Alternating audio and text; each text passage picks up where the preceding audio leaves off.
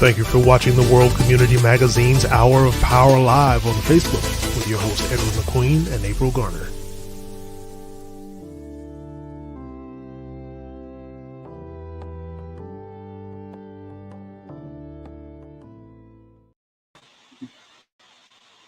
Hey, Brother Edward, it's that time of the week.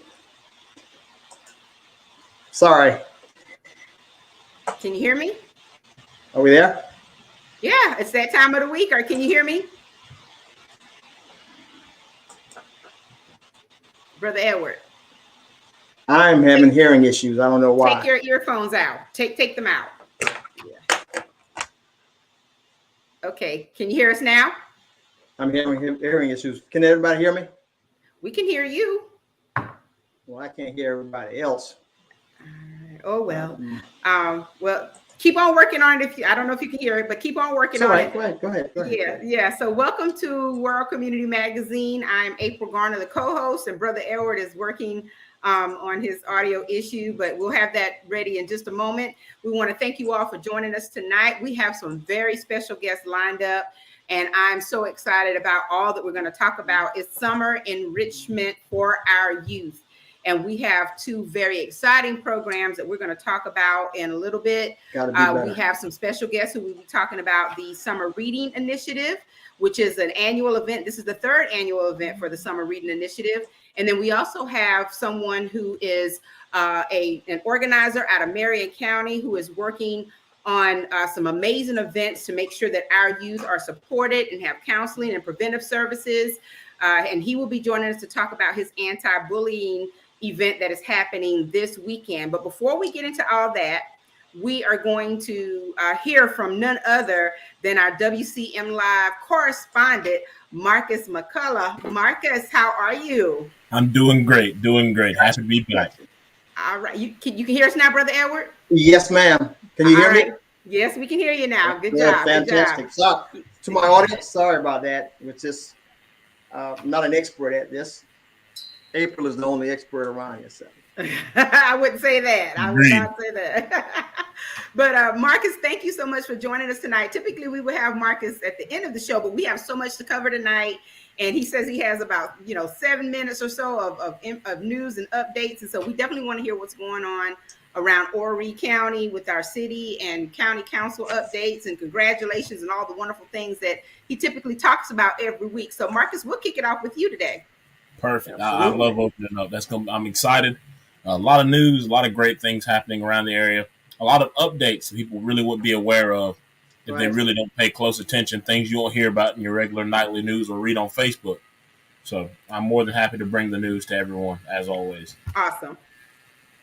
Well, let's go ahead and jump into it head first here. We'll start out with the congratulatory section, one of my favorite sections of my report every week or every broadcast. At this past city council meeting, they had longevity awards. The city of Conway awards longevity in 5-year increments, starting at 5 years. So there were 5 people that got 5-year awards, 2 people that got 10-year awards, 3 people that got 15. And the biggest one for me is Mr. Reggie Jenrette. We've talked about him multiple times on the show for all of his accolades and all the hard work he puts in for the city of Conway. He got recognized for 35 years of service to the city of Conway. Wow. Congratulations, Reggie. That's a big one. Yes, so we really wanted to highlight him especially for that. People don't work jobs 35 years anymore. Mm-mm. So to say that he's worked there 35 years and is still working there currently in full capacity is very amazing, and it's great to see people doing great things to help our community thrive. Absolutely. Looking forward to more great things from this guy, even though it's been 35 years. 110%. I mean, if anybody remembers, he was involved in the design and painting of the mural and the new City of Conway sign that they put up right in front of the high school. He's been a part of a lot. So we really wanted to highlight him for all of his hard work and dedication to the city.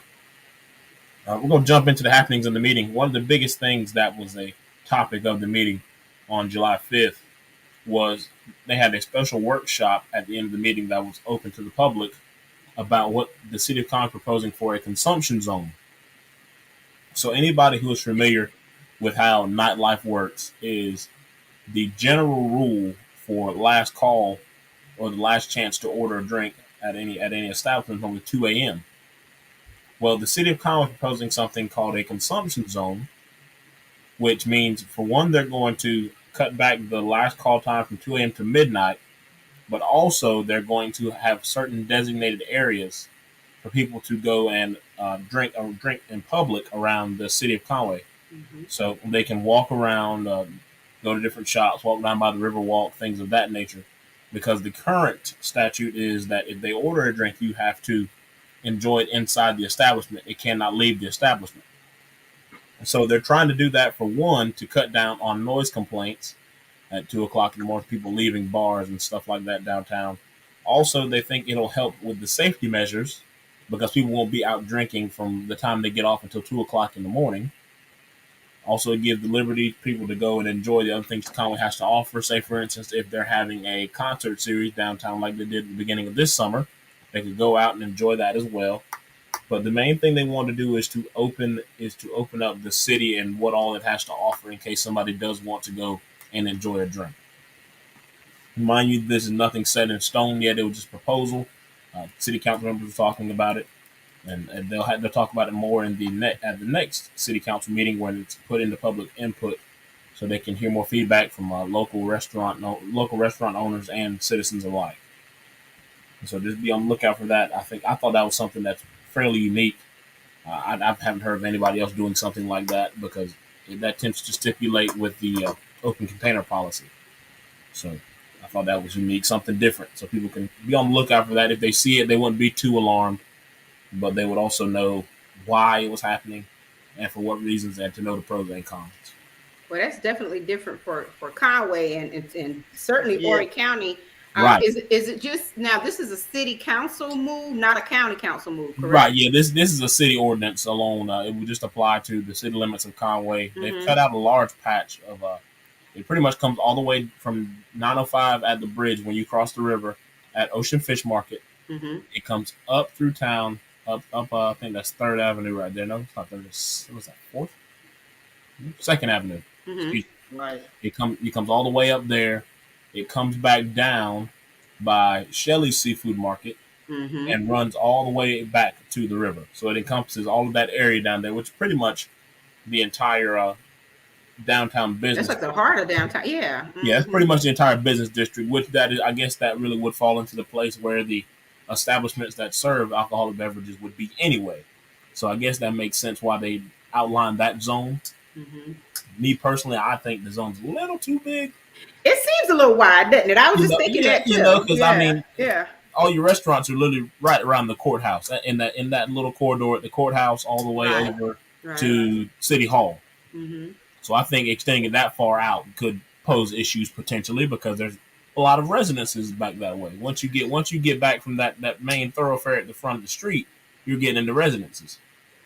Do you think that's probably part of long-term planning? They probably like want to enhance, or not enhance, but trying to attract businesses. And if it's a bar, then fine. I mean, they'll know what their limitations are in terms of location. Right. So because that district that whole district, most of the lots that are vacant and or available fall into that business district that we were talking about in a couple shows ago, that can go from anything from a nightclub to a restaurant. Mm-hmm. Mm-hmm. So, they're opening up, and they have all the different incentives on taxes and permits and everything, trying to build up that business district and broaden it from, just like we said, that little thoroughfare street right there by the old courthouse.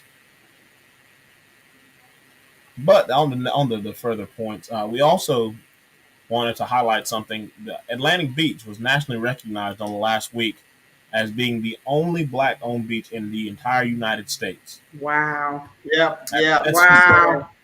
We've known it for years. We've known it for a long time. We've known it in the state for a long time. We've known it in the country for a long time. But now to be nationally recognized, it not only is it long awaited, but it also adds value.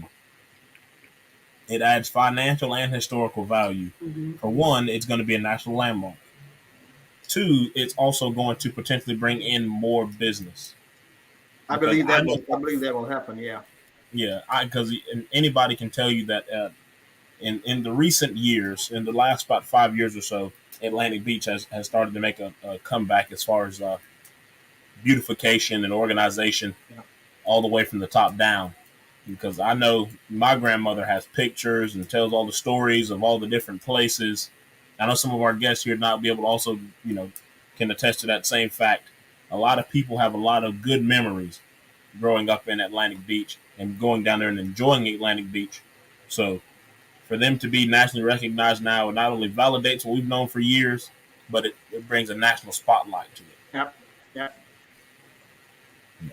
Also, I'm somewhat saddened to announce there is, if anybody who doesn't know, there is a Conway community refrigerator that's right outside of the trestle, where a lot of people donate different items for families in need. There's no screening or anything for it. Anybody who needs it can go and get whatever they need to provide for their family. A great initiative started by some local Conway citizens. There's also some in other places. I know there's one. There's one in the Green Sea community in front of a church. I can't remember the name of the church, but there's a bunch of different local community refrigerators. But the one in Conway was actually stolen on yesterday. Mm-hmm. And so we wanted to make sure people were in light of that.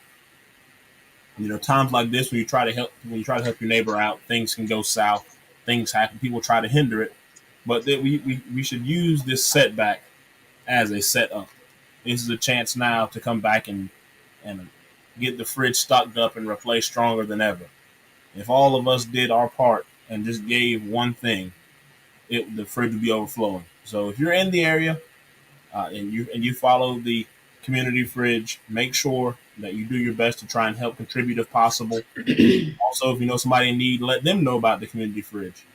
If you have any more questions or want to know more details, you can look up Conway Community Fridge on Facebook. Mm-hmm.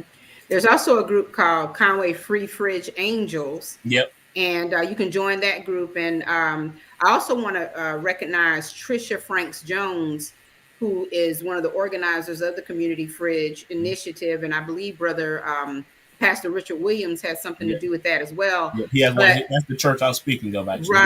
Right. Yeah, they've been doing a tremendous job with that. Well, in Conway Free Fridge Angels, Trisha announced probably just yesterday that Shannon Hawley Henson provided a new fridge.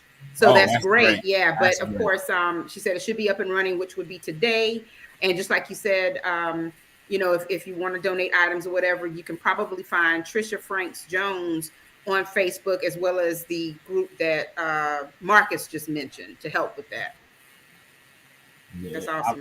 I love to hear that news that the fridge was replaced. That's amazing. I'm happy to hear that. Yeah, because they were always asking for always asking for people to bring donations, because a lot of people are in need right now. Mm-hmm. So if we can help each other out, imagine how much better the world will be. Absolutely. Marcus, would you give that location again for the viewers again? I know it's right outside of the trust. Let me try and find a hard address, and once I find it, I'll text it to Miss April so she can post it later on. Right. Okay. Yeah. I'll make sure to have a hard address for you. No problem. Oh, this is I had something else that I found just perusing around. I thought was pretty unique, but something we need to watch out for. There is a new aggressive breed of tick in the state of South Carolina called the Asian long-haired tick. It is in the state of South Carolina and 20 other states throughout the country. It's not only dangerous to animals, it can kill one single tick can kill a fully grown cow within a day. These are also known to carry a stronger strand of Lyme disease, which can make people more sick than they usually would be. A lot of people consider Lyme disease to carry some of the same symptoms as a common cold or a flu. But this one can end up in hospitalization. So please be careful, watch out, make sure you are wearing your bug spray. If you feel any itching, feel any strange symptoms, please make sure you get checked out and take care of yourself. That's just a little quick tidbit because they are moving across the state. They are bugs, so really hard to track bugs. Yeah. And ticks can be so small. You think it's a mole and it's a tick. That's exactly. And there's so many different breeds of ticks. You wouldn't know one from the other. So we want to make sure people understood that. I want to kind of commend the city of Myrtle Beach on two things. For one, they issued a record high number of building permits in this last fiscal year. Anybody who knows understands fiscal year, it ends on June 30th. But this fiscal year, the city of Myrtle Beach issued 9,018 building permits, totaling $565 million. Now, that is not just residential; that is business, commercial. You got your long-term rentals, short-term rental. That means hotels, everything of that nature. But that's also bringing a lot of new faces into Horry County, a lot of new people for us to somewhat welcome in with open arms, the ones who will accept it. But it's another reason why we should make sure that our area is still, nonetheless, one of the nicer areas in the state and in the country, because we are growing every day. We're modernizing. Change is happening. If you don't join along in the change, then everything's going to pass you by. So we have to make sure that we understand that people are moving in here at a rapid pace, but that also doesn't mean more congestion. But just wanted to make sure everybody understood that and also know about a couple of things that are coming to the area. Also, some more Myrtle Beach news. We'd like to commend Shoreline Behavioral Health and the Myrtle Beach Police Department on their drug buyback program that took place on last week. For anybody who doesn't know, opioid deaths have increased 59% in our area over the past year. And the drug buyback program was you could bring in your drugs. They would give you a $50 voucher for any opioids that you had. They give you a $50 voucher, and then the police department and Shoreline Behavioral Health will dispose of them properly so that it couldn't get back into the wrong hands to be used to either manufacture illicit drugs or could either be sold on the street level. That's something really good that they offered. A lot of different agencies have done that. Yeah. Runs parallel with the gun buyback program they had several years back. Right. Okay. Right. And then we have one last announcement here. The city of Conway is under construction of an amphitheater, an outdoor amphitheater that they call the Terrace. Wow. It's going to be located directly under the water tower, right behind the. I can't remember the name for it now. They changed it to something different. But we used to call it the Peanut Warehouse. I guess they still call it Peanut Warehouse. It's still Peanut Warehouse. Okay, right, yeah. I know they changed it when they opened up for a venue, but it's now called. They're opening. They're going to build. They're not even opening, but they're in the process of building an outdoor amphitheater called the Terrace. It's going to be a community space for outdoor gatherings. It can also project images to do drive-in movies. They're also got performing stages.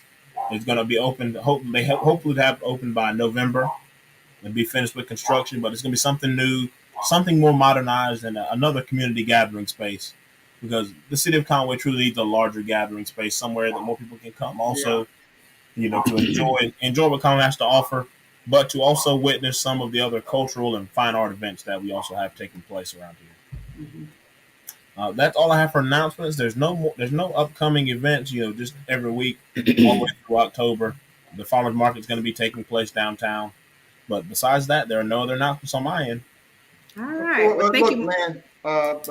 April, just want to reiterate. I don't know if we said it last week or anything, but we just had the funeral of the first Black police captain in Conway, Mr. William Bill Gidgham, who passed away a few days back, and his funeral was this past week. And I just want to send out our condolences to the family. And let him know he was the first Black captain of the Conway Police Department. Mm-hmm. Mm-hmm. Job well done. Yeah, absolutely. Yeah, right. Yeah. So, Marcus, thank you so much for all of your community announcements. We certainly appreciate your updates every single week, and keep us posted on all the developments on the consumption, act that they're trying to pass, and certainly the building of the terrace. That sounds like it's going to be a fascinating piece to add to Conway, and we appreciate all the good work you're doing to keep us informed. I'm looking forward to the amphitheater. I think that's what you said, right? Amphitheater. Yeah, that's it. Mm-hmm. That's it. The terrace. Yeah. Mm-hmm. Yeah. Looking forward to it. So thank you, Marcus. Really appreciate it. Of course. Thank you. All right. So, Brother Edward, we had some great community announcements, and I think that Marcus always does an excellent job of bringing us really good information every single week. And he does his research, and he knows how to pull it all together and break it down for everybody. Absolutely. I really like that. Yeah. So go ahead. Yeah. We will definitely continue to include Marcus as much as possible. I don't know if everybody knows or not, but Marcus is getting ready to embark upon his newest endeavor to be a math teacher down in Charleston. And he's certainly needed in the classroom. So we appreciate all that he's doing, even as he prepares for that move, that transition. He promises to continue in some aspects. So we're looking forward to that too. But yes. You don't want to put any pressure on him, brother. Pressure. I want you to succeed down in Charleston and Wando. You told him he had to find a replacement. I don't know if he's able to do it. Nobody can replace him, but he can always find someone to fill in. We'll say that. Yeah, he's working on it. We're working on it. All right. Well, up next we have our next guest, Mr. Kenneth Hughes. And Ken, I hope you're ready. How you doing? I'm doing pretty good. How's everybody doing? All right. Welcome to the show. So good to see you. Thank you. I appreciate you having me here. Awesome. So Brother Hughes is out of Marion County. And so people, we are showing you evidence that we are far reaching. Horry County, Georgetown County, Marion County represented on one screen tonight. This is awesome. And Ken is going to talk about, yes, Mighty Marion. And Ken is going to talk about a wonderful initiative that he has been organizing along with some community leaders out of Marion County. And it's a Stop Bullying event that's going to happen this coming Saturday. So, Ken, first of all, why don't you tell everyone a little bit about yourself, and then we'll get into more about the event. Okay. All right. My name is Kenneth Hughes. I've been one of those type of people that have always been in touch with doing these type of things for the community. I went to school to Stratford, where I studied social work and psychology. Then I went, and there was a program that they had at State during that time, and what it did, it taught what works in counseling and things of that nature. And then to not to get my alphabets messed up, because I get my alphabets messed up, but I got trained as a trainer in something that's called PMAB, which stands for Preventive Maintenance of Aggressive Behavior. Then I was trained in something called BEST, stands for Behavior Emergency Stabilization Training, and then something called CIT, stands for crisis intervention training. And then I worked at a place called Family Preservation, where we work with families, we work with kids, and we did things of that nature. Went to seminary school, have a couple degrees in theology. I've also worked with different agencies such as, Department of Social Services. I work with continuative care. I work with mental managed treatment services, mental health, and different things like that. And I've always kind of been plugged in doing type of things in the community of helping people who's trying to view the situation, So, one of my things for the community is that the fact that I love the love and I love the help. And I realize that oftentimes that we hear, but we don't listen. And I want to be one of those people that are just not hearing what you say, but I'm actually listening to your heart as you're speaking out. Mm-hmm. And for years, I've done things in the community. And, you have people tell you all the time, well, you need to start a group. And like most people, I didn't want to start a group. I was already doing what I was doing, and I didn't want to jump into the politics of it, the bureaucracy of it. But then it got to a point where it became bigger than myself. So it was time to, make it official. So that's when Ushers came into existence, which was a group I actually wrote the program for Usher maybe about 15 years ago. But I finally implemented about 2 or 3 years ago because I was kind of working up under the umbrella of the church that I was attending at the time. You're the founder of Usher, right? Usher LLC, okay. Right, mm-hmm. And Usher stands for United Specialists Help and Encourage Respect and Structure, and it just spells out Ushers, and that's what it comes from. Mm-hmm. And what we're doing this coming Saturday, the 16th, it's going to be at 105 Spring Street in Marion. Is an anti-bullying event, because initially I was going to basically do a full-fledged program where we was going to come together, have a speaker, have a large number of people, and, kind of go into the process that way. But then I had a parent call me, and while the parent was talking to me, he expressed how much pain he had because one of his children was being bullied. And he expressed how, because he was ashamed of himself, but he expressed how he felt because he literally wanted to harm another child that harmed his child. And what the children was doing, they was picking at his son, taking things from him, but they wasn't really hitting him, but they were just making him feel uncomfortable. And he was just expressing to me, and he basically came to tears while he was talking.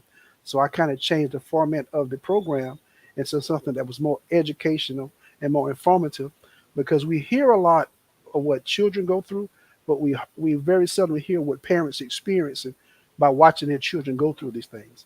And if you are a parent, if you ever seen your child be bullied at school, and bullying is one of those type of things that really, there's not a lot that can be done except some type of verbal enforcement, because until like 2002 in the United States, it really was nothing put in place to kind of combat bullying.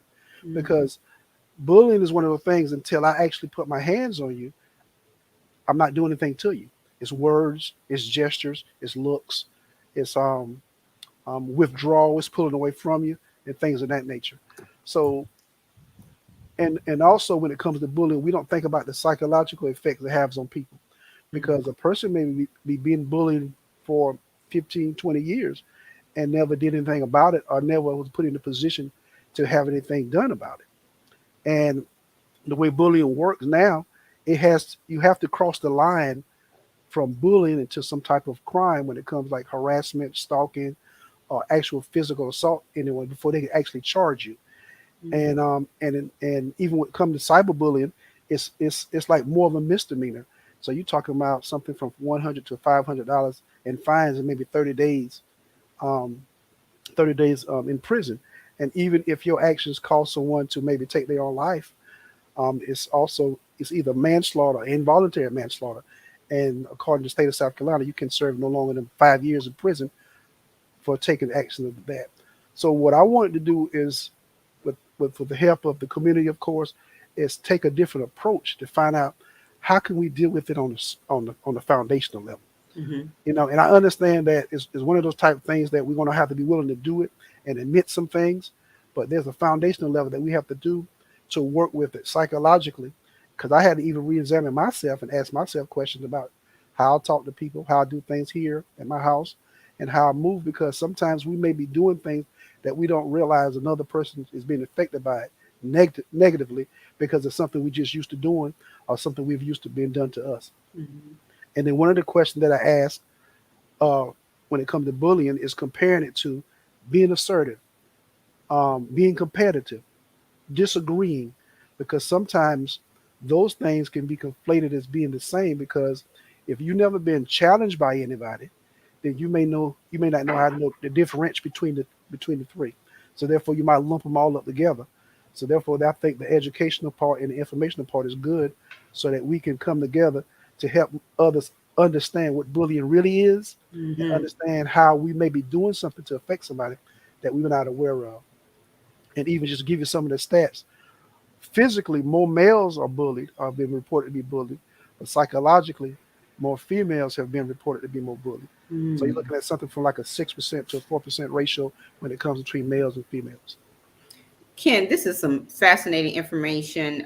It's also a little disheartening to know that bullying actually happens. And to my understanding, having worked with you and listened to what you were planning to do for the event, we typically think of bullying when it comes down to our youth and what's happening in schools and communities. But bullying can also happen in an adult realm as well. Exactly. But the event that you are that you've organized for this particular weekend, you're focusing more on the youth aspect of it. Am I correct? Right, mm-hmm. Right.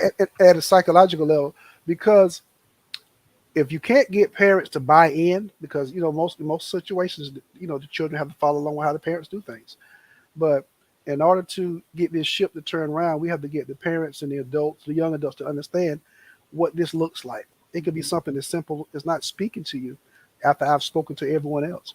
It could be something as simple as if when I walk in the room, everybody else stops talking. Mm-hmm. And those things are very sensitive people. And we be putting it into this new society where if you say things, then you're too sensitive, or you're nagging, or you're a crybaby, or whatever other negative term that they use. So sometimes a person may sit and just stew in this thing. And what we have been noticing going on in our country, Oftentimes, when we hear about certain type of violence that take place, a lot of it sometimes stems from someone who has been being bullied for years, and they just got to a breaking point, and they express themselves in a way that cause harm to so many others besides themselves. Mm-hmm. There's a question from someone in the audience, and I think this will help us to segue into a little bit more about what your program is going to be about as well. And even it would be great for you to mention some of the panelists who are going to participate. But Priscilla Fuller, thank you for watching tonight. She says, what can parents do when their children are being bullied? Well, one of the situations that we can do as parents, first of all, be involved in your child's life. One of the things I can tell you that when I was working with family preservation, majority of the times, the child that received the most help and the most attention were the children whose parents were very active in their life. So what we have to do as parents is be very active in our children's life, in school, in church, wherever they may be.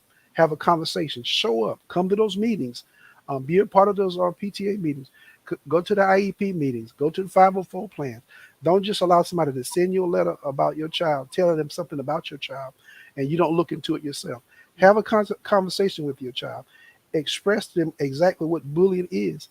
Talk to them about your relationship with your child to see if your child may think that you're bullying them as well, because we all grow up being taught something. We have what is called learned behavior. Mm-hmm. So therefore, we may grow up thinking something is okay and it's not okay. So the first thing we have to do is be honest with ourselves, engage, be in contact, and be in our child's life. And when our child comes and sit down and talk to us, listen. Because one thing an older lady told me is that we teach our children what to do when we say things. But we never teach our children what not to do when we say something that we shouldn't say. Mm-hmm. So you're going to have an event this weekend, and you're featuring community leaders who are working in different sectors who come together to actually have this conversation. So just kind of describe briefly what the format is going to be like, what it's going to be like for that day, and who all is involved. Okay. Yes, ma'am. We have, and I'm gonna try my best, and I hope I don't leave anybody out because I'm still getting young here. But there's Miss Cindy Bass. She's a corporate manager, and she manages a lot of different companies, big companies such as like Kohl's and Walmart. And I mean, she's on the executive level, and she have dealt with bullying in the workplace. And she explained how sometimes a person may try to use their statue, or either the fact that they know her as a way to get what they want. There's Miss Denise Chapman, which is April. You know her, more than I do. Georgetown County representative. Mm-hmm. and she's also an advocate for anti-bullying, and she's with the program called Optimism, and she's going to bring data, facts, and statistics about bullying and how it looks, how it affects us, because we don't understand the ripple effects of bullying. We only can think about that person that's being bullied, but what we have to be aware of is that one day that child is going to grow up, and when that child grow up, a lot of time their responses is going to be how they were treated. Mm-hmm. Because I tell my kids a lot of time we're judged often on what we have done, but not what we're going to do. We have Mr. Graylin Howard. He's a school-based therapist out of Florence District, and he's going to come. He's ex-military, and he's been doing this type of work for probably over 30 years easily. We're going to have Miss Alethea King. Miss Alethea King, she's a licensed therapist out of Darlington. She has her own private practice called Choice Abound Counseling Service out of Darlington, and she's also going to be there. We're going to have Lieutenant Charlie Watson with the Sheriff Department over here in Marion County, and he's going to bring it from a community aspect to let us know how that comes together and how that we see these things, how we notice these things. And one of the biggest things is how we encourage others to speak up, because oftentimes by saying something, you're being bullied because you get picked at. And that's the last but not least, we have a local group that I invited to come share a couple of songs called the King Singers. Awesome group, awesome singer, and they're gonna come and sing a few selections. And what we're trying to do, we're just trying to create a good, warm, family, wholesome environment, a safe environment, a safe place, so that during that time, if anyone at that particular time have something they would like to bring up to the forefront, that we're going to have professional people in place that's going to have deal with them in some type of crisis that they may be dealing with at that time. Mm-hmm. Absolutely. Well, I can tell you, I'm looking forward to being there and to sharing this experience with all of you. You have a great lineup of panelists. And I just realized as you were mentioning all of them, that you have pretty much covered the PD and the Grand Strand with all of these people. Yes, Georgetown, Florence, Darlington, Marion. I am telling you, and then Horry County in the house. I'll be moderating your panel. And so it's awesome that you have brought all of these people together with such varied backgrounds, but all for a specific purpose. And that's to tackle this topic and to silence those bullies. The Stop Bullying event is happening this Saturday at 2 p.m. at 105 Spring Street at Marion Housing Center. And this is a public event, right, Ken? Yes, ma'am. It's a public event. Okay. All are welcome to attend. It's ages 17 and older. Yes, sir. Yeah. Yes, ma'am. Yes, ma'am. So, Brother Kenneth. Yes, sir. What kind of, and maybe April can help also, what is the structure of the panel itself? I mean, you're having a panel that's requesting answers, it's a question and answering process, or what? Each panelist is going to bring their own perspective and from a different position of how they have experienced bullying in their own professional field. Oh, okay. So once that is done, then what we're going to do, we're going to tackle bullying, the definition of bullying itself, because it's just about like, and I don't know, I don't want to say certain words because I don't want to get monetized or anything. That just like bullying itself, when we think of bullying, we think about somebody getting beat up or pushed around or whatever. Right. Bullying is more mental, it's more psychological, because what it is, it's not the fact that I'm doing something to you, it's what you think I'm going to do to you. So therefore, when you going home, you're worrying about it. When you are driving your car, you're thinking about it. When you playing games, you're worried about it. I haven't actually did anything to you, but that thought is there and it stays with you wherever you go. So the panel is going to be set up to handle each individual situation in their own perspective, show how it's been dealt with, how they're seeing it, what it looks like, so we can confront it. Because if you wait until someone is actually struck, the bullying process may have started 10, 15 years ago. So what we want to do is try to identify it early, show what it looks like, so when it does comes into our grasp or our midst, we can identify it immediately and hopefully come together and do something about it. Man, look, I personally applaud you for this effort, these kind of endeavors, because everybody benefits. Yes, sir. And actually, I'm envisioning now a write-up in the magazine on your project. So yes, sir. Let's keep that in mind, and Yes, so sir. we can kind of get this information out there. And again, thank you so much for this information that you're pouring out to everybody. Sometimes words are not enough, but Yes, sir. We'll get there. Okay. And I appreciate you having me. Absolutely. Yeah, if you have any questions or you want more information about the Ushers Outreach LLC Silence the Bully Stop Bullying event this coming weekend, you can call Kenneth Hughes at 843-230-0894. You can actually send me a message on Facebook or Denise Chapman or World Community Magazine, and we will get the information to Kenneth. But please make plans to attend. It starts at 2 p.m. and it's going to run just a couple of hours. And it's a great way to spend a Saturday afternoon learning about this type of prevention. So Kenneth, thank you so much for being here. I look forward to seeing you. Thank you. I appreciate you having me. All right. Take care, and we'll see you soon. All right. Take care. All right. So, Brother Edward, I tell you, we've had just some wonderful stuff come through tonight, and it's going to get even better. Can you believe that? I'm serious. And this is a serious, situation. You're talking about bullying. I never knew how strong it was and what the kind of impact that it actually has. I was doing some research, just the other day, and it's the impact is something that really needs to be addressed, and more forcefully than what I believe it is being done right now. So, but anyway, I certainly appreciate Brother Kenneth coming on. Absolutely. So now we're going to transition into another summer enrichment program that is in its third year running. This actual initiative was started during COVID, and that's amazing because anything that was started during COVID has actually, survived because of the fact that I think that people were bringing forth information and topics and things that were so pertinent to people, and they had a captive audience at the time, and we were able to kind of figure out what people needed and what they enjoyed, especially the youth. And so this organizer, this community icon who's getting ready to come on the screen, she's going to talk more about the Summer Enrichment Initiative. And I've been blessed to be a part of it. Brother Edward, World Community Magazine is a part of it. And we're going to learn more about the books that are going to be featured this summer. So without further ado, the icon, Marjorie McIver, how are you doing? Oh, just wonderful. You look fabulous. Absolutely thank fabulous. You. I don't want to flex right now, so thank you. He said, I don't want to flex. Miss Mac, you just did. You just did. Okay. Yeah. Well, you look amazing. Thank you so much for being with us today. And it's that food she's eating. That's what it is. Or not. Or not. She does look amazing. Show him your muscle. I really didn't want to do it.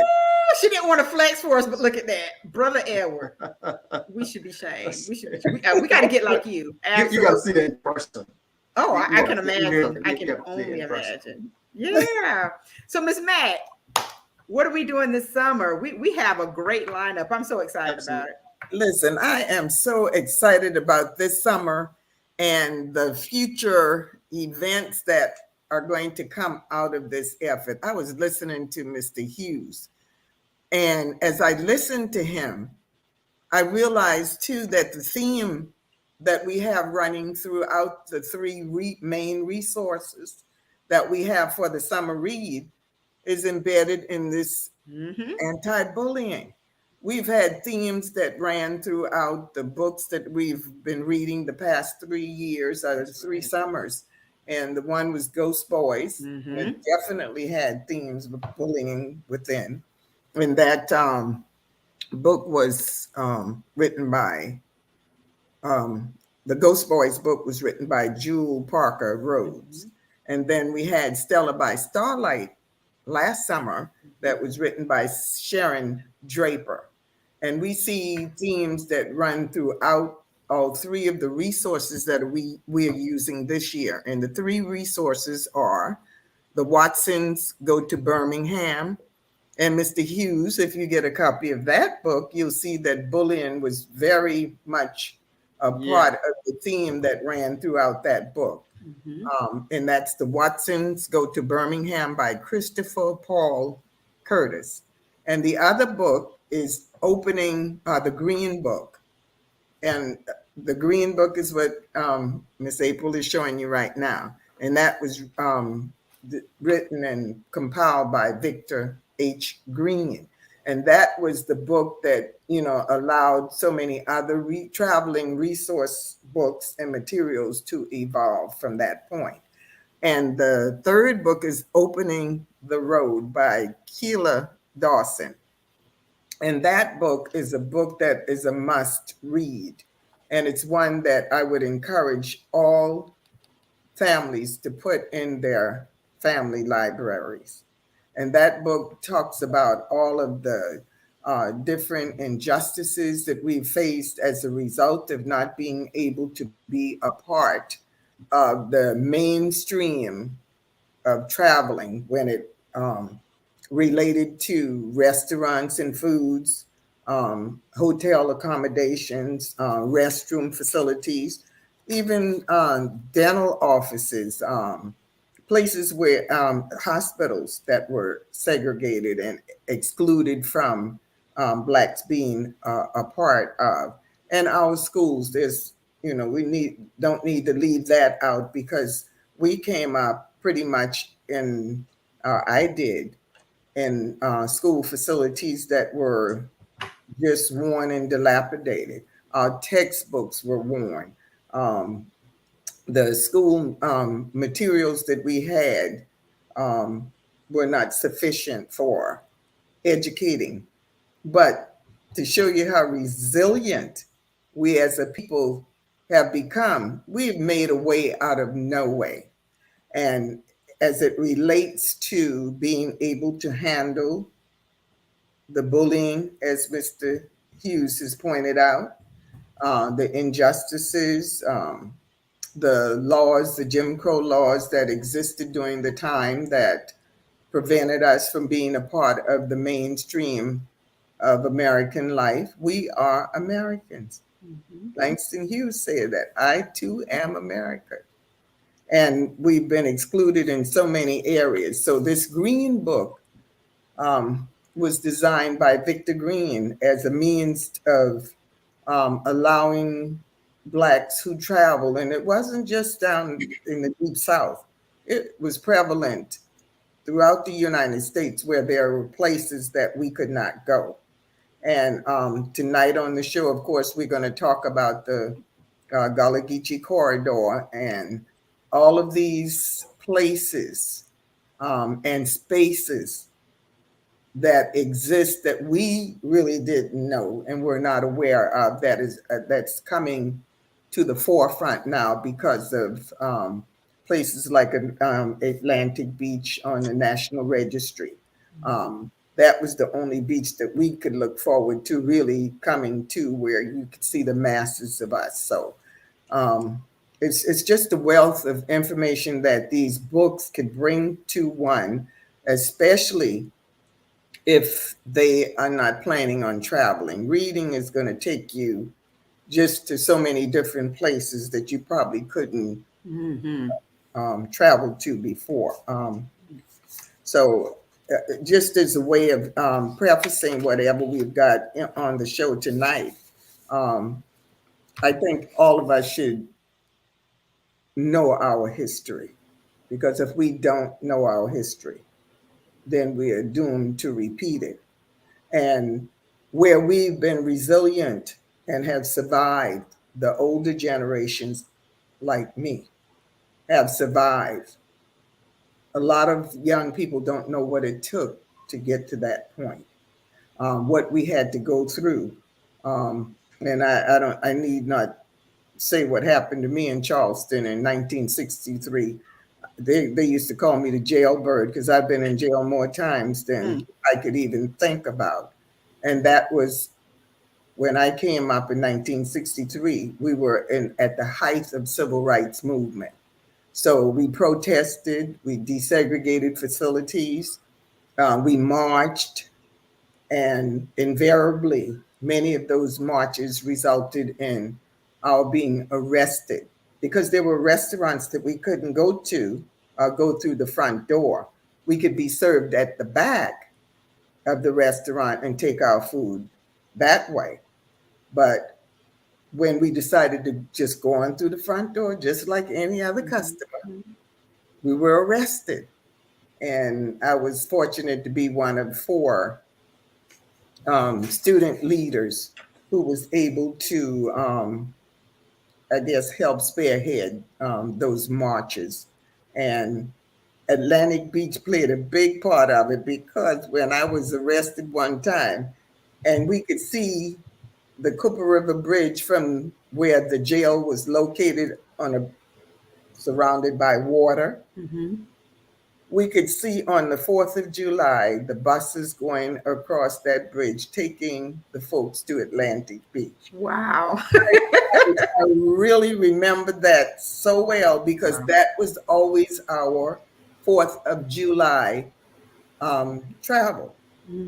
But when you bring these other guests on, and I am so excited to be able to work with these folks and looking at the wonderful work that they're doing with this Gullah Geechee corridor, with the development in Atlantic Beach. And you just got to sit back and listen to them. Absolutely. Absolutely. We have So Ms. McIver, before we get to our guest, I guess we will move on to the next one. Do you think the books the 3 books that you just mentioned qualify as CRT? Well, to be honest with you, they were in the schools. Our books really come recommended through my daughter, Hannah. I always say Hannah McIver, and she corrects me all the time. She says Hannah McIver Sands. But she usually selects the reading materials that we use, and I'm just responsible for creating the lesson plans and the activities and getting contacts that would be able to lend some support as resource persons to whatever we select. But the thing that we need to remember is that when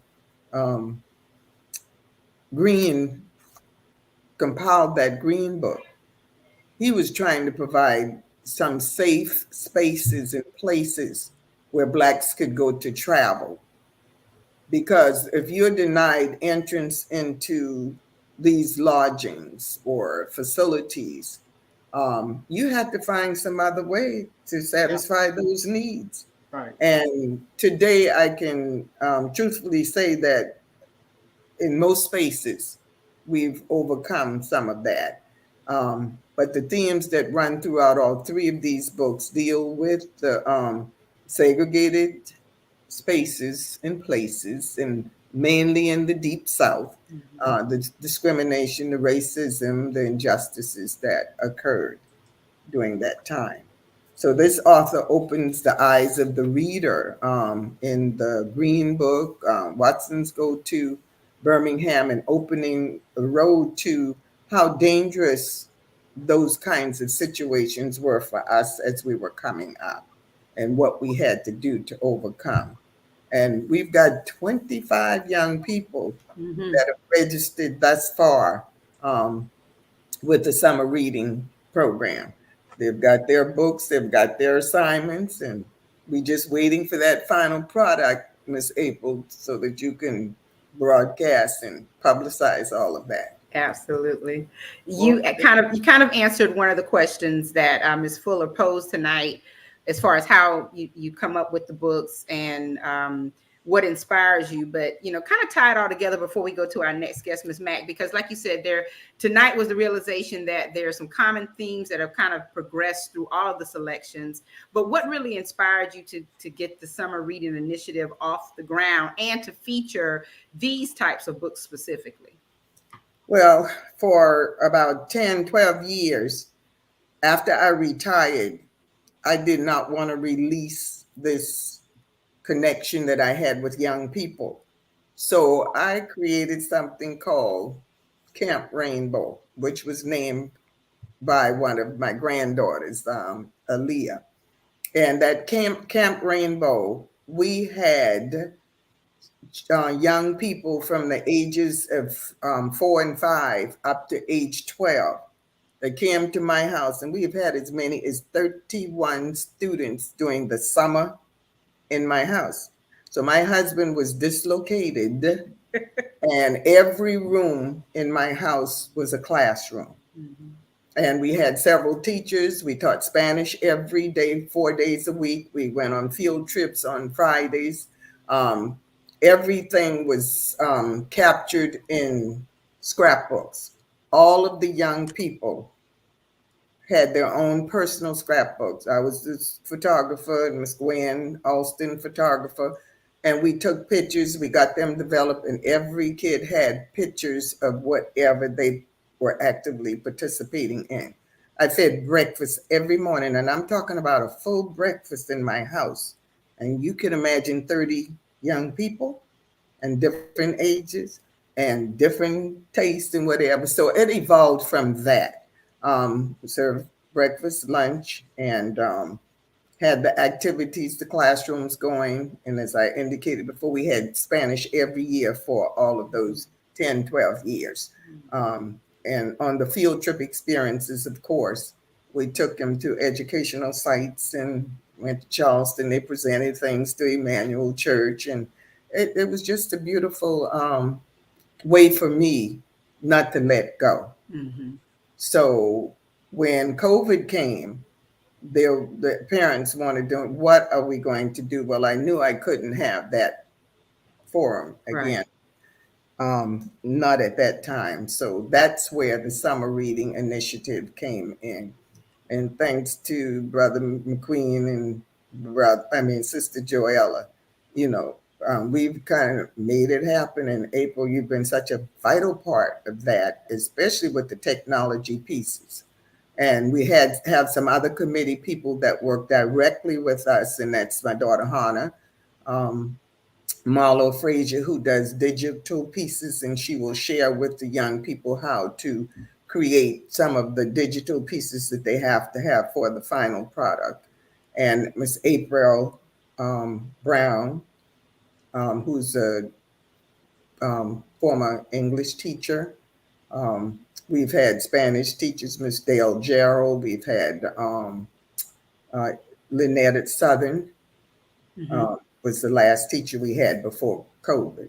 And we just had a wonderful time, but that's exactly how it evolved. We didn't have another way to get information educationally to the young people. We also have a math component that Dr. Angela McIver out of Philadelphia. We have two Angela McIvers, but Yeah, I this was one about to say.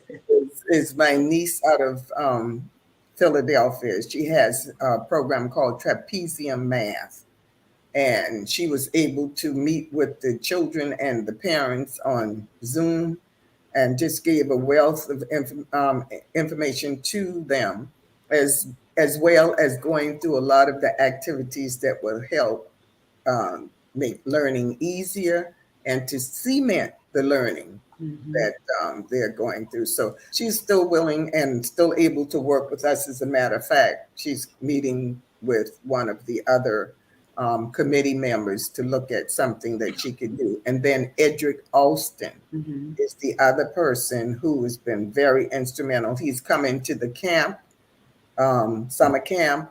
He's assessed the math skills of these young people on different levels and gave them pointers as to how they can strengthen their skills in those areas. So, I mean, I miss it. I really do. Yeah. Well, just like Kenneth said earlier, it takes the whole village, and you certainly utilize the entire village to continue the initiatives. And so we're going to bring in two very vital members of the village, Zenobia Harper and Patricia Millette. How are you all this evening?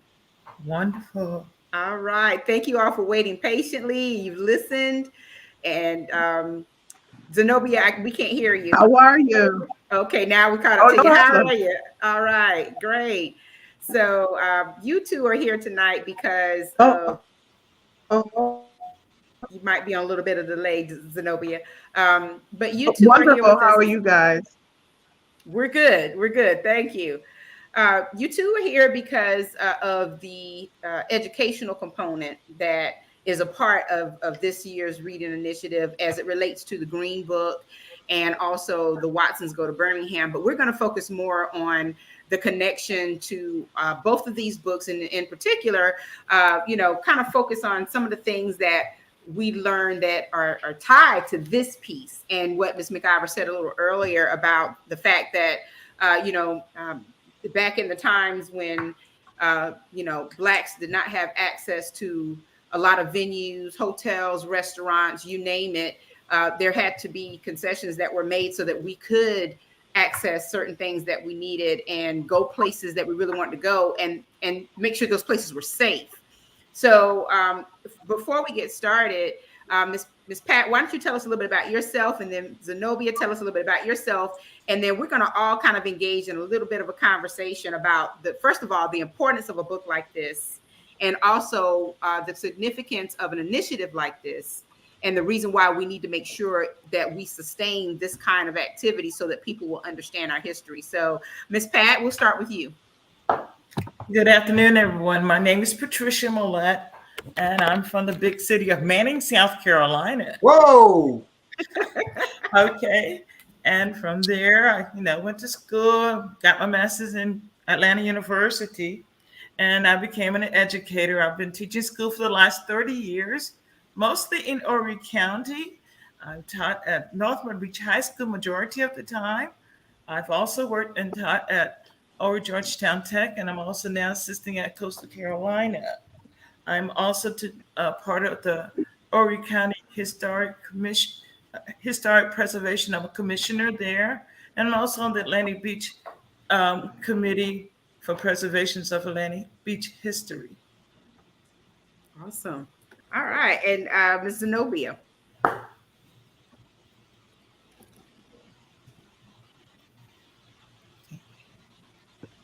can't hear you, Zenobia.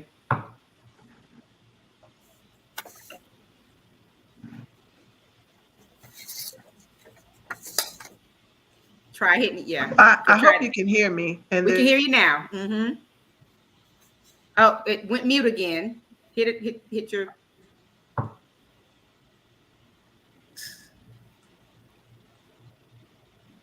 Zenobia, it keeps going to mute for some reason. Okay, so my name is Zenobia Harper. I'm from, oh. Okay, can you hear me now? Yes. What is wrong? We can hear you. Hello? It's can you hear me? But we can hear you. Georgetown, South Carolina. I am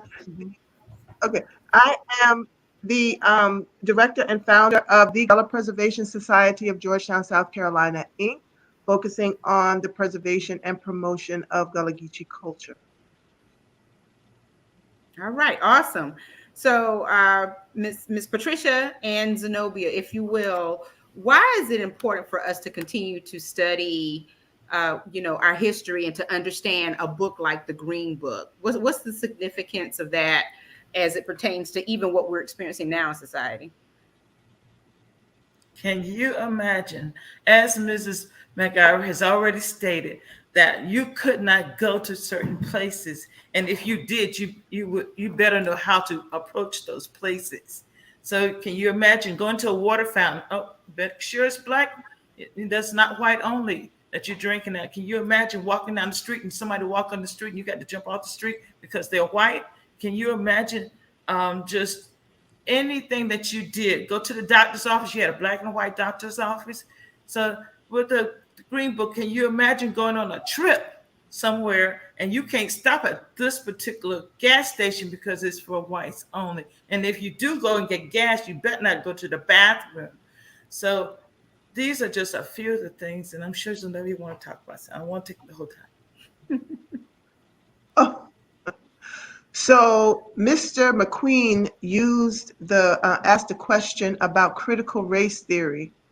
I think that it is the most ridiculous thing in the world that we are having a conversation and we're saying critical race theory. So I don't focus on the word race. I focus on the word critical. That we are literally saying that our children should not be thinking critically. And it sounds crazy just to say that. So the teaching, what Ms. McIver and what this reading initiative is doing is teaching our children the thing that they need to always be doing, is to think critically about everything.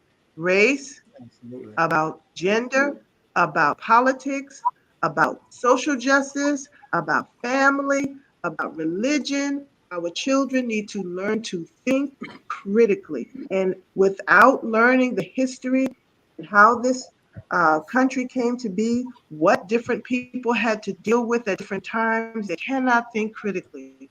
Not so that they can go backwards, but so that they can go forward with the information that they need in order to make the changes that each generation needs to make for themselves. They have to be able to think critically. Anybody out there listening to this program, do not allow people to tell you that your children don't need to be thinking critically about anything. It is their job, and it's our job to give them the tools to think critically about everything that they need. Mm-hmm. And I think that your point is, on target, because if we think about why it's important for us to continue this type of a movement and to be reminded of this type of literature and why it existed, one of the things that comes to mind for me is the fact that if we're not careful, we're bound to repeat this. And the way things are going in society these days, there's so many things that are being overturned, rolled back. Even civil rights as we know it are in jeopardy because of the way people think and the mindsets that they're rooted in, and the traditions that they want to carry forth that are not all about the benefit of mankind or humankind. It's all rooted in race. And so, as I flip through this book, and this is a replica of the 1962 edition. This is the book that they're using, or we're using for this summer's study. I was in awe of the fact that, first of all, a book like this had to exist. That was the main thing for me. I was like, wow, we really needed a book to tell us where to go to be safe, just to eat, just to sleep, just to go to a drugstore, just to go to a hospital, or wherever we needed to go. And to know that almost every state, if not every state in the United States, is represented in this book, it says a lot. You know, it says so much about what was happening in our world, in our country during this time. So as you think about, what this book represents and what's transpired over history, what are your feelings about how far we've come? And if you can, Ms. Patricia, relate it to what you're seeing in Atlantic Beach, and Zenobia, what you're seeing as far as even our Gullah culture is concerned. So we'll start with Ms. Patricia. In Atlantic Beach, you can imagine, Atlantic Beach was founded in 1934 by a man named George W. Tyson.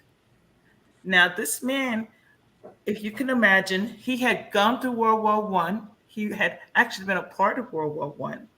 He's also from the native place of Conway, South Carolina. He had, not from there, but he had his business there as well. He had a laundromat there and a cleaners there. This is a time in our history where you're in the middle of depression, Great Depression.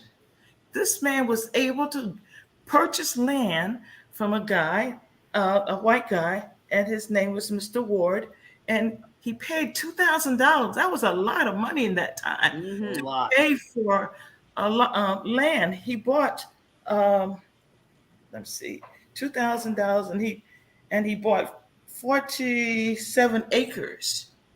And this was oceanfront. Now, some of the rumors are that it was, they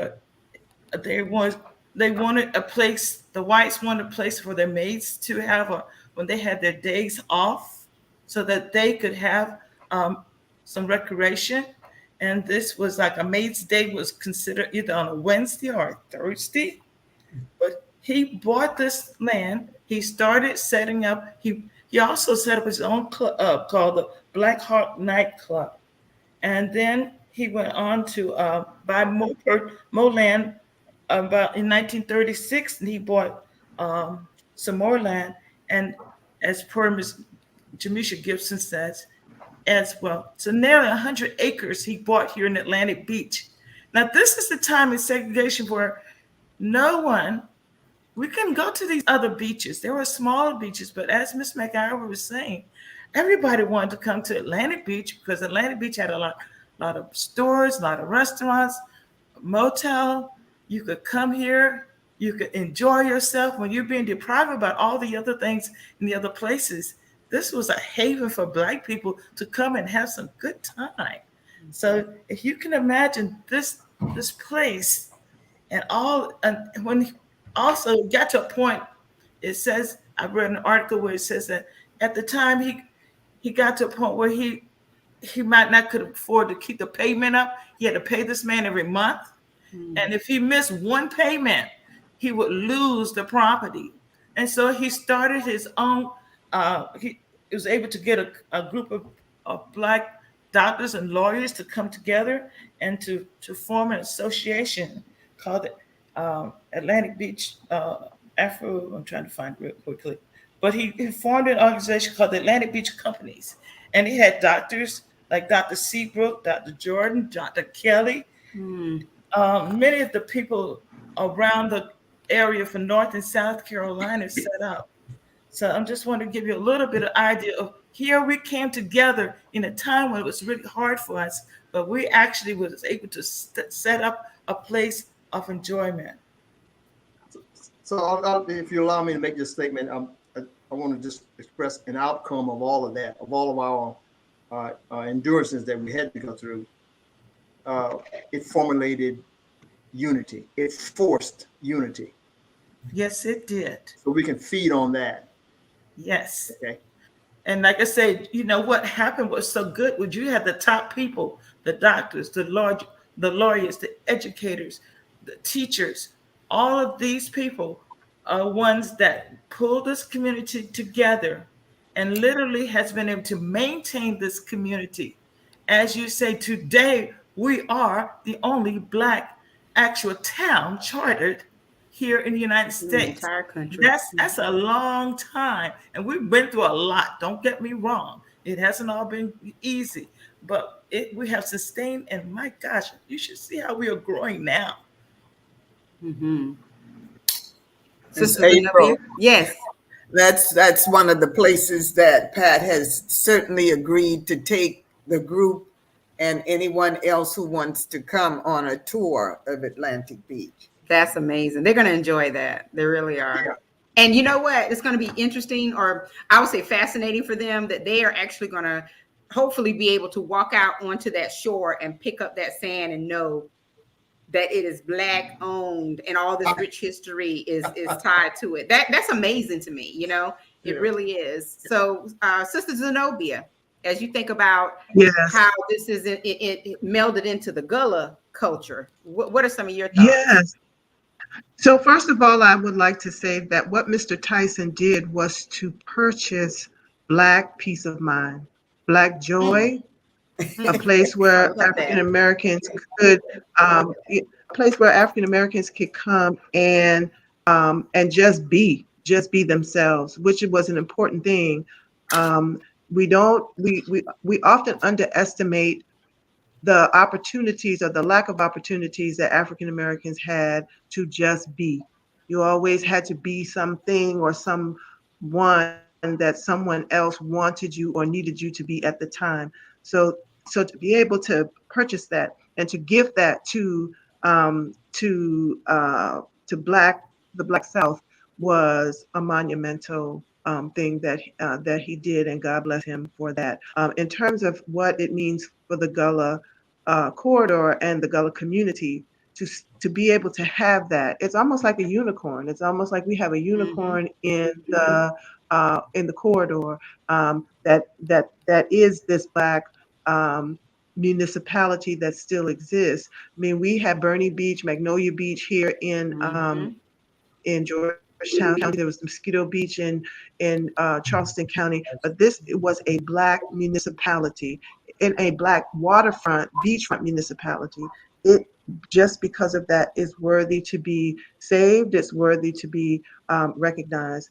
We just brought two interns that are working with me on some other projects to Atlantic Beach. One from as close as Florence, South Carolina, who had no clue that Atlantic Beach existed. Wow. And that's on my generation.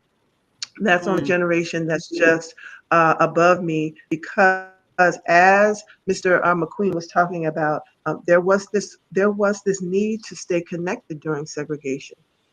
There was this need to be unified during segregation. So because you were not allowed other places, you didn't have any choice but to be together. But as soon as we got the opportunity to be other places and go other places, oftentimes we forget about the things that held us together. And so now we need to get it back together. And we need to orient our young people and have them to understand that this is still theirs. It's still a part of their legacy. And they need to not only go and enjoy it, but they need to go and support it as well. And I believe they will. If they know about it and we talk about it, they will most definitely be there. And not just for Black Bike Week. And I ain't mad about Black Bike Week or any of that stuff. You go. I'm not mad about that. I'm just too old for it, okay? Okay. I'm just too old for Black Bike. But Atlantic Beach is there 365 days of the year. That's right. So we need to be able to help it grow and be this, almost like this beacon and this kind of specialty along the Gullah Geechee corridor. We need to, as Gullah Geechee people along the corridor, lift it up and be proud of it and show it off, because it is the Black pearl. It's the gem of the area. Yeah, that's absolutely right. This is an amazing conversation here, and I think that it couldn't have come at a better time as far as the books that were chosen this year and the conversations that will come out of this. And to your point, Sister Zenobia, talking about the need to stay connected, I often wonder why it is so hard for our people to connect on that level. And I think it is either a miseducation or a lack thereof. This is a way to get people excited about it. This should be a way for people to be reminded of how far we've come, where we were, and hopefully where we can go if, like Brother Edward says, we unify. And you don't know it, Sister Zenobia, but you've already written some taglines for some of the marketing. And I'm gonna say this belongs to Sister Zenobia. If anybody is listening to any ad agency that might try to take this, she called it Black Peace of Mind and Black Joy. Can you imagine that on a billboard? Can you imagine it in a magazine in reference to Atlantic Beach? I mean, this is amazing. It really is. I stole the Black Joy from Questlove, the musician Questlove from. Yes, so that's we got to get Questlove in the marketing. Maybe we can get him to Atlantic Beach, but this is awesome. Can I just say that it's something that I believe is missing, and for our viewers to give them a better vision of how much Atlantic Beach, what kind of land Atlantic Beach encompasses. It's not just the 4 streets on the shoreline, but it goes back across the main Highway 17, back about the same length going back. So it's about the same size on the other side of 17, of Highway 17. So it's not just that the 4 streets on the front to the shoreline there. It goes back with about the same length, I believe, if not more. Yes, and we're developing that as well. Yeah. And there are houses being built. We had 21 houses to be built last year, and we got about 12 already being built this year. Wow. And these houses are not cheap houses. They are kind of up there. The municipal center is very, to me, architecturally a wonder. I like it. We have Atlantic Beach Housing Authority back there, but also I believe. Yes, we have. Well, we had that, but we have been able to. We had to pull that down, knock the community, those housing things down. But we do have the lots available, and we were able to save the lots so that we can develop things on the lot. The city or the town of Atlantic Beach now own these lots. Okay, and they're open now for development, of course, with the connection of the town. As a result of this broadcast, you might find some people wanting to build more homes on Atlantic Beach. You never know. Yes, we have coming in. Miss Mac. Yeah, I look and I listen, and can you imagine, especially with the piece that Zenobia talked about, teaching our young people to think critically? Can you imagine for the past 3 years that these young people that we've had in this reading initiative literacy program, that they've gone back into their schools and they have shared the information that they learned during the summer? Absolutely. They have shared that in projects and activities that exist in their schools. Right. And if we can continue to expose our young people to literature like this, types of literature, or their history coming in the form of what was shared on this program, can you imagine what that would look like in the schools? We wouldn't even have to worry about that CRT. We wouldn't have to worry about that. Let our kids do it. So true. So to Miss McIver's point. Yeah, go ahead. So to Mr. McIver's point, a part of the reason why these books and this exercise and these literacy programs are important is because a lot of our young people are the descendants of people along this corridor that did not have a right to their own narrative. To be owned by someone as property means you have no right to your narrative. These young people get the opportunity to seize their narrative, and they get to say who they are to the rest of the world. Okay, They don't have to rely on, if they have the information, if they have the knowledge, if they have the history, they get to say who they are in the world. They get to change the narrative of Atlanta Beach. So we're not just talking about Black Biker Week, one weekend a year. We are talking about the fact that Miss Patricia Millette lives in a community, a residential community that is beautiful and has been there since the 1930s. But they have to know these things in order to be able to combat the negativity and the things that people say about you. So my grandmother, if a person said something about her, that's who she was. She didn't have a choice as to change their minds. I do. Our young people do. But you can't do it if you don't know what you're talking about. And you can't know what you're talking about if you don't study the history. That's And right. also during the time, the Atlantic Beach, you had all these people like Count Basie, Billie Holiday, Ray Charles, all these people were able to go to Myrtle Beach and to perform and entertain the people. But when it came for them to go lay their heads down, they had to come to a place. And the kids need to know this because there are things happening in our communities now and in our country that it could easily reverse back to something of this time. That's right. You got a home to come back to. Welcome back home so that you know that you got a safe haven.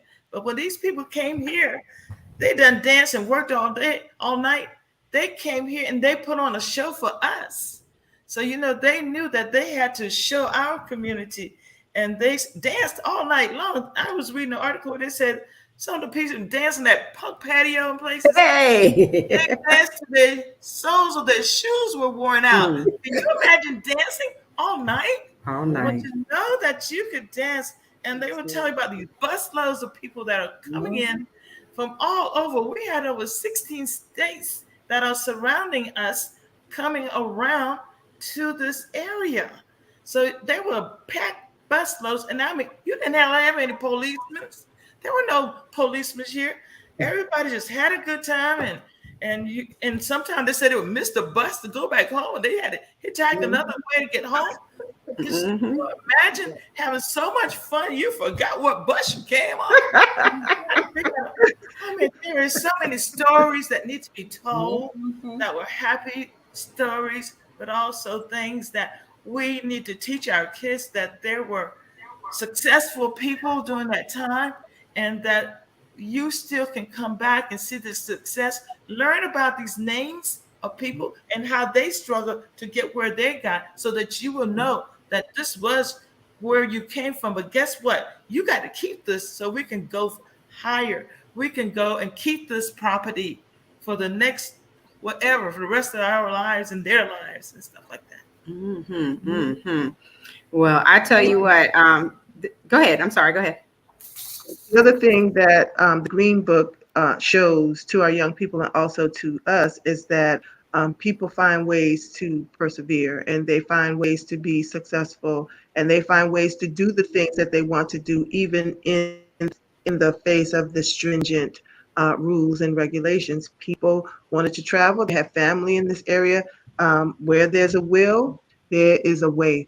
And we are masterful at finding a way to do what we will. And so, for our young people to know and understand that as obstacles come before them, that they can be innovative and they can be smart and they can work around the problem until they can work through the problem. Yes, and sir. we are writing grants now. And I want to say a great cheer for Miss Denise Gibson, because she's the one that has been initiating a lot of the grants that we have going on today. So I really want to give her. And then Miss Alice Adderton, she's helping out, and Miss Helen Pierce, and Miss Rooker, Miss Rosa Rooker. All of these are people who are, besides Coastal Carolina, Miss Zenobia and Miss McIver, and all of you we are coming together, and we're all going to make this place stronger, and with you all as well, Mr. McQueen and Miss April. Thank you. April, if you would just maybe share a little about the young people and what they're doing. And we also have on board Miss Marilyn Hemingway, who's the CEO and and founder of the Georgetown Chamber. Gullah Geechee Gullah Geechee. Chamber of Commerce. Right. Commerce. And she's working with us as well. And we will be meeting with the young people on Zoom, hopefully on July 18th. We'll get more information for the parents and the young people to come out and watch that Zoom and participate in it, rather. Absolutely. And it's a very interactive program, and you got to be interactive to keep the kids engaged. But the main thing is that it's designed to not only give them something to read, but something to do. And so, they have to do some research, and they have to create final projects. And of course, they have a list of activities that they can choose from. And I'm just going to give you an example of what our 8 to 12-year-old group is doing. They're reading the book, and then they are, for example, looking at the main characters, the settings, the plots, and the themes, and they're identifying what those things are, and they're writing well-developed paragraphs, or they're describing scenes from the book. And that's really good as far as that reading comprehension and understanding of what it is that they're reading, that it's more than just a story. We go back to the critical thinking piece that Zenobia was talking about. They also have a couple of other activities that they're able to choose from, and where they can compare and contrast life that's depicted in these books, and also talk about the relationships and things that they are reading and understanding about the characters, but also about the times. And so once they have done all of these great projects, they pull together a culminating final project where they will select one activity that they can do. And one of them, which is a pretty exciting one, I think, Ms. McIver, they have the opportunity to create a travel guide or a brochure. And I think that that's interesting too, because as they think about what's happening, in the stories that they're reading, and also in the things that are going on around us, it's going to be really interesting to see how all of these imaginations kind of come together to create some of these wonderful culminating projects. And so we'll be able to share that on a future broadcast as far as the different things that these young people are doing. And it's just, the curriculum is wonderful and definitely enriching. It's empowering, and it gives them all more to think about beyond the story. Is there anything else you want me to say, Ms. McIver? I just cannot wait for Zenobia to get into this Gullah Geechee, the dialect and the terms that are used. Yes. And we will explore that, of course, on that Zoom segment. But she's got a really good segment that she's going to share with our young people on the language or the dialect. Mm-hmm. Absolutely. So before we leave, Miss Patricia shared some photos of Atlantic Beach, and I want to share them with our audience. And I have a couple that I want to share as well. So I'm going to pull this up, Miss Patricia, and if you will, can you kind of take us through these photos? I have this one, and then I have a couple of others that I'm going to show. So talk to us about life in Atlantic Beach. Okay, this is I do not know her name, but this is one that Miss Alice Anderton had in her collection. And you can see they're black and white pictures, and they also had like a place where you posed at.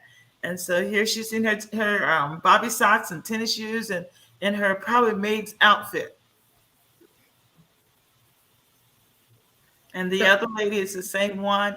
They were also fishermen, and they had like a fish day, especially in the fall time of the year, where they had the spots and the different fish come out. They would take these nets and they would throw them out, and they were just pulling lots of fish. I can remember even when I came down here, they had every Saturday they would pull these nets in, and the fishermen would get all their fish they wanted, but they would let the community know, and you could come in and you can cook their fish. And sometimes they would have an open air fish thing where you would actually fry the fish right there, clean and fry the fish right there, have some sweet potatoes. That's good eating, wasn't it, Brother Elwood? Yeah, sweet potatoes and coleslaw. Oh my God. And fish sandwich, not sandwich, sandwich. Yeah. And then Fish sandwich and hot dog. Yeah. And here's a hazel. In 1954, this affected our community traumatically because a lot of Black businesses did not have insurance. And so when Hazel came along, you had some beautiful motels. I didn't want to start listing all of them. This is what I hope the students will be able to start looking at some of the names of all the various businesses that they had, but they destroyed some of the, and some of those motels were beautiful. They actually had their own maids and the whole 9 yards, just like the white motels had. And Smith Place is another motel that was owned by, and I don't have the person's name right here, I apologize, but there were just businesses, all kinds of businesses, successful businesses. I can even remember, when people had those tubs you would take on Saturday night, take a bath, a big old, I don't know what kind of tubs they call, but I can remember just seeing people when you would go to buy like hot dogs and different things, that would just be money. The whole tub be full of just change and money, because that's just how much money people made every weekend down here in Atlantic Beach. What is that Smith's Place? What was that? Do you know? It's a motel, I know. Hold on a minute, I'll make a read of that real quick. Smith. But I know it's a motel that was owned by someone here. And I don't remember off the top of my head. Well, that's okay. And there's still a number of businesses that are in the Atlantic Beach area now. And do you see any revitalization of those businesses? Are they still open? There are some, like there are a few, the kitchen that Miss Brenda Rao has. And there's a bakery that we have here that is starting. And there are some motels here, and places. We are trying to now redevelop our economic sources, rebuilding the houses, but we're doing 30th Avenue is open just for, and there are some lots still available because a lot of the lots have been bought, but there are a few still available, and that many of them are for commercial purposes. It's downstairs and you can build upstairs what you want. Okay. So, well, I have one picture I want to show. I'm gonna upload it and see. And Sister Joella said the fish sandwich would cost 25 cents. Wow, you can't get a good hot spot for 25 cents these days. Wow. I love a good hot spot for 25 cents, right, Brother Edward? 25 cents. Well, listen, Brother Edward, Sister Joella, I know you're watching, but Miss McIver, do y'all recognize these people? Well, you want me to say who it is? Yeah. I think that's your dad, I believe. That's my mom and dad. That's my mom and dad. Yeah. Isn't that amazing? That's my mom and dad at Atlantic Beach. And my mom told me so many stories, such rich history. Everything you guys said, I almost felt like I was there. Especially when you mentioned Punk's Patio, because I heard all the stories. They have an amazing story that happened to them while they were there. And I've seen all of these photos. Like you said, they had the static backdrops that people used to take pictures in front of. And I can't tell you how many times I've seen the old boy Atlantic Beach little static backdrop and tons of pictures from like my uncles and, lots of people from the community. Because like you said, that was where they all went to have a good time, a good safe place to party and just, come together as a community. And so it's just all amazing. And I tell you, it really should make us all want to embrace our heritage even more, knowing that there's, more than just a remnant that's left in that area. There's something that can be cultivated and grown.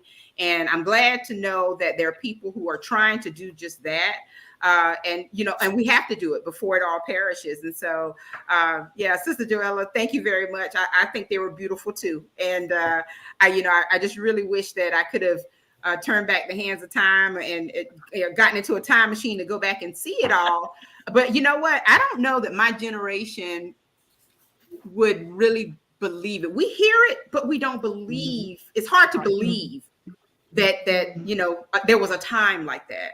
But it's great to know that all of you survived that time so that you could come to this place and do the things that you're doing to help us to understand what our history is all about. She said this. Okay, Chanel. She's trying to find the history on the Smiths Hotel. She has her finger up. She has the back finger up. Does that mean you found something? It's W.K. Smith on in the corner of Ocean Drive and 30th Avenue. So that was the name of the place. Is W.K. Smith is a motel. Mm-hmm. Oh. Awesome.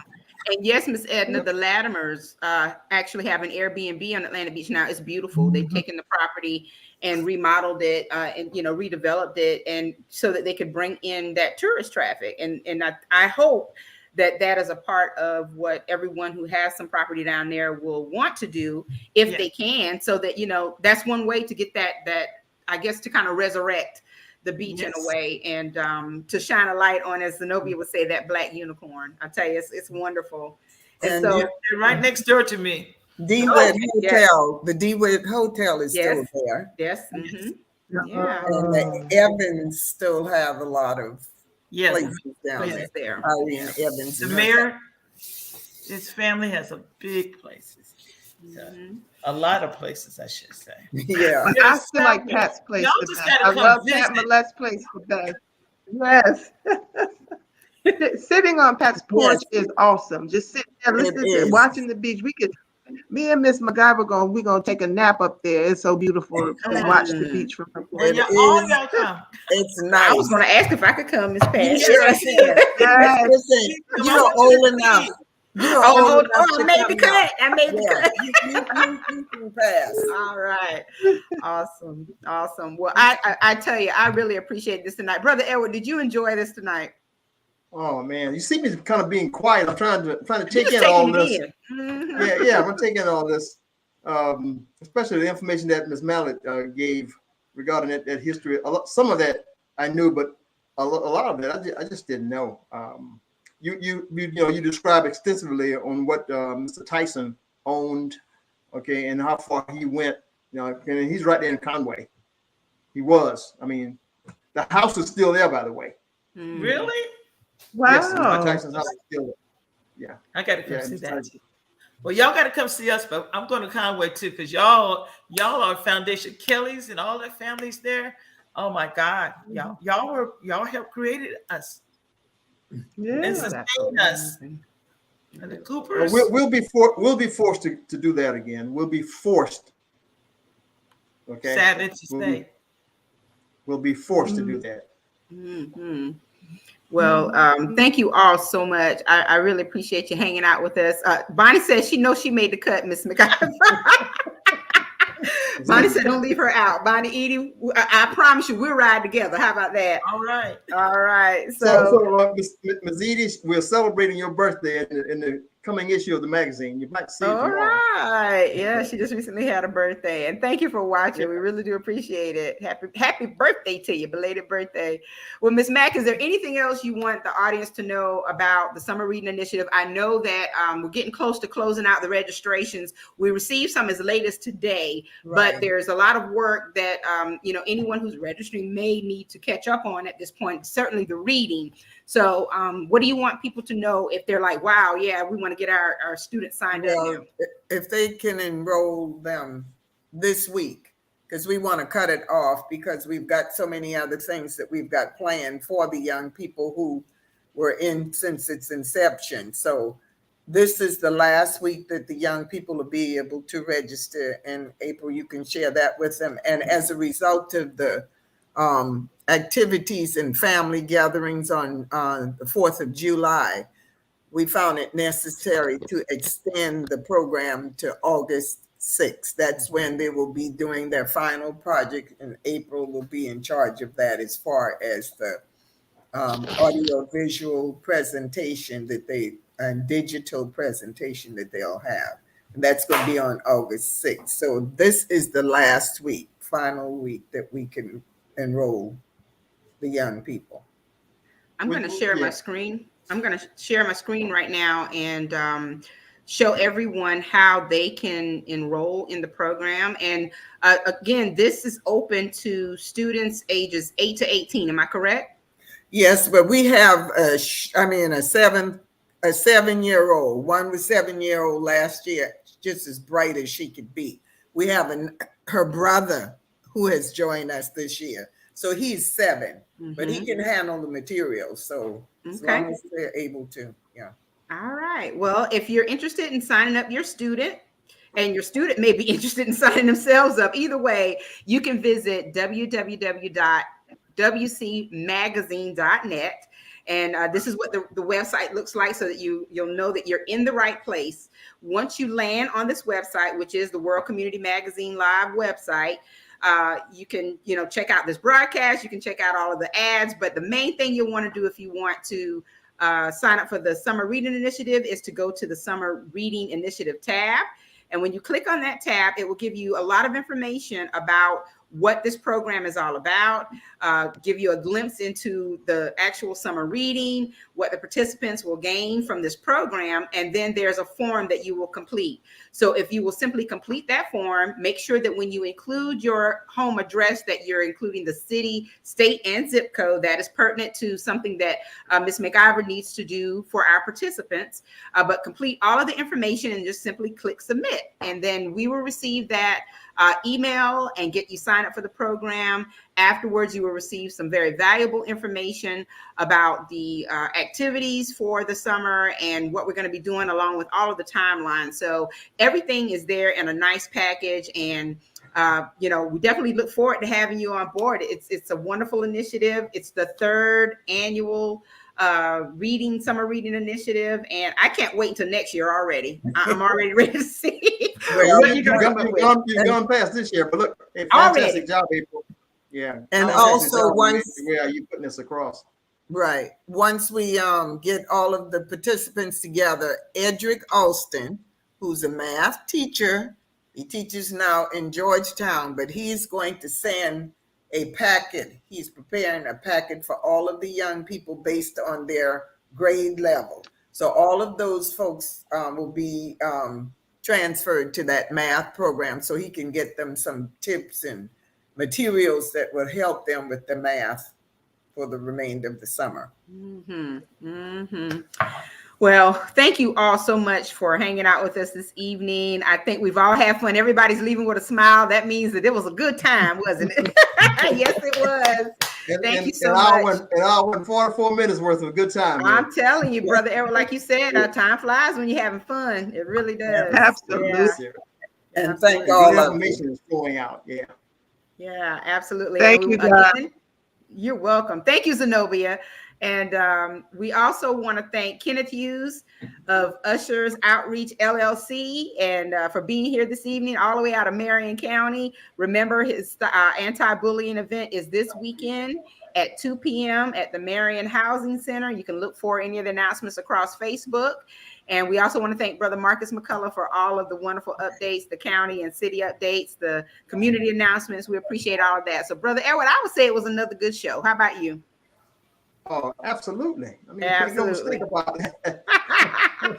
Absolutely. All this history, it fills you up, and it gives us a way to move forward for something. Because if you don't know your history, you definitely can't deal with your future. Okay, and that interrupts planning by all means. Okay, so from a technical perspective, I know that for sure. You got to have a good history. Otherwise, we will know how to deal with our future and current planning of what we're going to do. But we have a lot to move forward with. Okay, you all have provided that tonight, Ms. Mallett and Ms. Harper, and thank you all so much. I really certainly appreciate it. I'm sure I can speak for April, but I really appreciated all the information. Oh, you too, Ms. McIver. Well, you all take care. Stay beautiful. I gotta keep the icon on the go, She's already on the go. She is on the go already. She's on the go. Earlier, she said she didn't want to flex on us, but she did. Look, Ms. McIver, will you flex again? Just one more time. Flex for us. I love it. Yes, I love it. I'm telling you, it's that diet. I mean, she's conscious. She's conscious of what she's consuming in her diet. It's paying off, Ms. McIver. She's looking amazing. Really, it's paying off. Amazing. Yeah, absolutely. Well, thank you all for joining us tonight. And we'll see you next week. And of course, we'll be back with more about the Summer Reading Initiative at the end of the initiative. So stay tuned for that as well. Everyone have a great rest of your week. Thank you. All right. God bless. Thank you. God bless. Thank you for watching the World Community Magazine's Hour of Power Live on Facebook with your host Edward McQueen and April Garner.